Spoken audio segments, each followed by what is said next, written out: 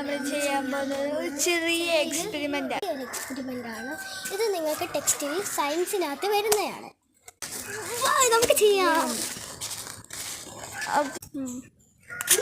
ആദ്യം തന്നെ നമുക്കൊരു ചെമ്പരത്തിപ്പൂ ആവശ്യമാണ്. പിന്നെ നമ്മുടെ വീട്ടിൽ വളരുന്ന നാരങ്ങയും. പിന്നീട് ആവശ്യമുള്ളത് ഒരു ഷീറ്റ് പേപ്പർ, നാരങ്ങ, പിന്നെ ഒരു ചെറിയ ചെമ്പരത്തിപ്പൂ. അപ്പോൾ നമുക്ക് ചെയ്യാം.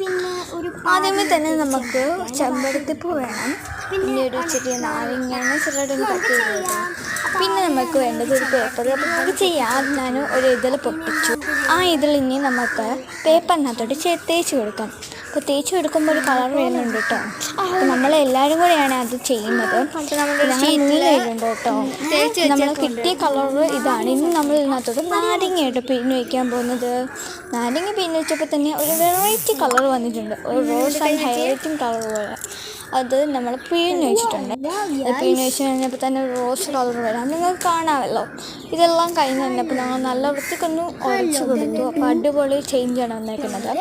ഇത് നമുക്ക് സയൻസ് ഡയറി ചെയ്യാൻ പറ്റുന്നതാണ്. അപ്പോൾ ഇതെല്ലാവർക്കും അറിയാമെന്ന് ഞങ്ങൾക്കറിയാം. പക്ഷേ ഞങ്ങളുടെ യൂട്യൂബ് ചാനലിൽ ഇങ്ങനെ ചെയ്യാം കേട്ടോ. അപ്പോൾ ഇനിയുള്ള വീഡിയോസ് വേണമെങ്കിൽ കമൻറ്റ് ചെയ്യുക. ബൈ. അപ്പം ഇനി അവർക്ക് ചോദിക്കാം. അപ്പം ലൈക്ക് ആൻഡ് സബ്സ്ക്രൈബ്, ബെല്ലൈക്കൺ ഇടിച്ച് പൊട്ടിച്ചേക്ക്. ബൈ.